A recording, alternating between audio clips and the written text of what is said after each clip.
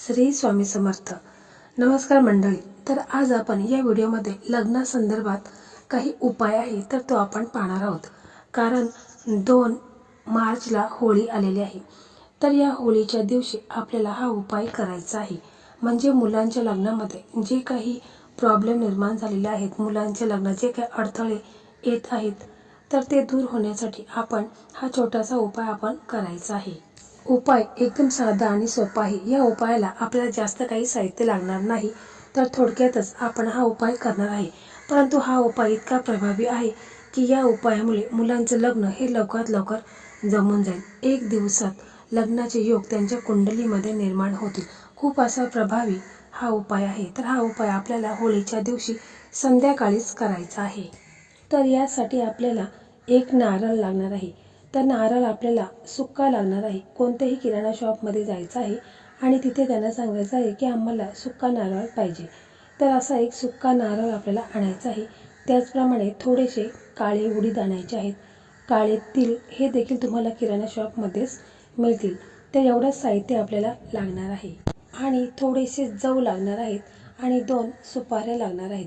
तर हे सर्व साहित्य किराणा शॉपमध्ये सहज मिळेल. तर हा उपाय खूप असा प्रभावी आहे. कुठलाही भयंकर दोष त्यांच्या कुंडलीमध्ये असेल तर ते सर्व या उपायाने दूर होतात. म्हणजेच मुलीला किंवा मुलाच्या कुंडलीमध्ये कोणत्याही प्रकारचा नजर दोष असू द्या, पितृदोष असू द्या, शनी राहू ग्रहाचा कुंडलीमध्ये दोष असेल तर तो देखील दूर होईल.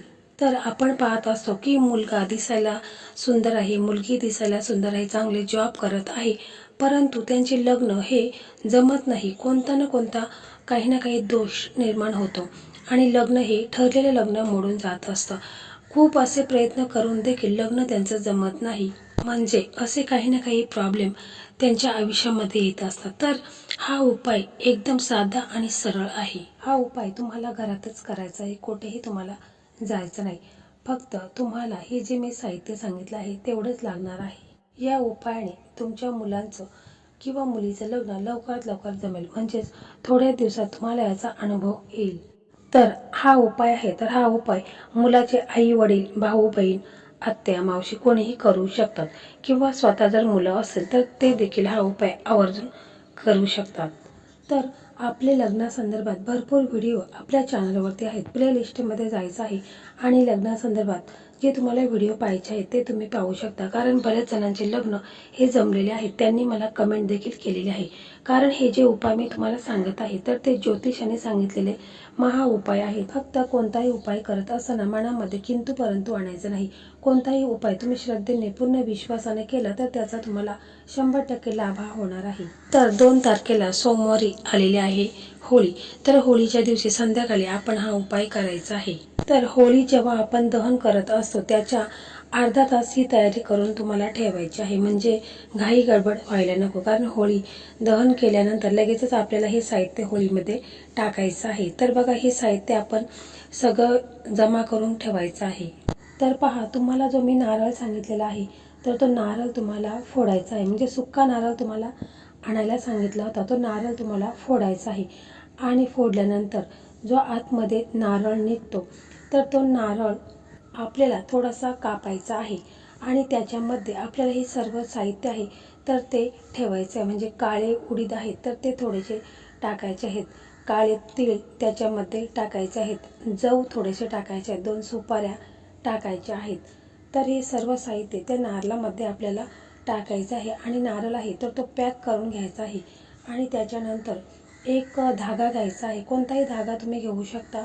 तो धागा घ्यायचा आहे आणि नारळ आहे तर तो पूर्ण त्याला बांधून घ्यायचा आहे. कारण हे जे साहित्य आपण त्याच्यामध्ये टाकलेलं आहे तर ते बाहेर नाही निघण्यासाठी आपण धाग्याने त्याला बांधून घ्यायचं आहे. पूर्ण पॅक करून घ्यायचं आहे. आणि मग होळी जेव्हा दहन करायला सुरुवात होते त्याच्या अगोदर आपण हा उपाय करायचा आहे. म्हणजे तुमचा मुलगा असू द्या किंवा मुलगी असू द्या तर तिला तुम्हाला एका पाटावर किंवा खुर्चीवर बसवायचा आहे. आणि हा जो नारळ आहे तर तो त्याच्यावरून 7 वेळा उतरून घ्यायचा आहे. घड्याळाच्या उलट्या दिशेने 7 वेळा, डोक्यापासून पायापर्यंत 7 वेळा उतरून घ्यायचा आहे.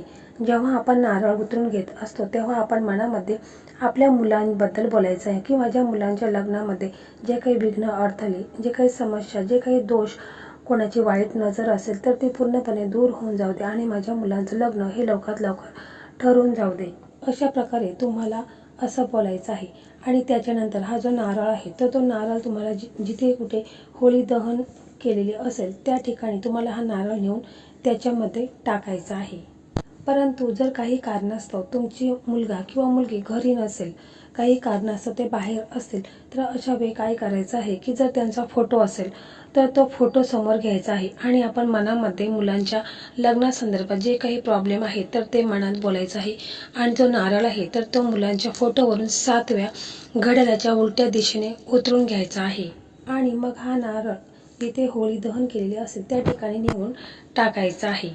तर हा उपाय आहे तर हा उपाय स्वतः मुलं देखील करू शकतात. जर मुलं नसतील तर मग त्यांच्या फोटोवरून हा उतरून टाकायचा आहे आणि मुलं स्वतः असतील तर त्यांच्यावरून हा करायचा आहे. हा उपाय मुलाची आई करू शकते, बहीण करू शकते, भाऊ बहीण, आत्या मावशी कोणीही हा उपाय सहज करू शकतात.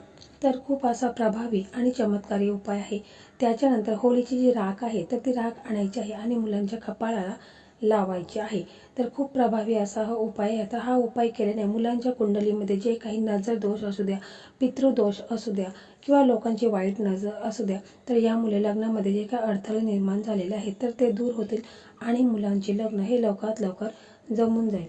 तर हा उपाय एकदम साधा सोपा आहे. आवर्जून होळीच्या दिवशी करून पहा.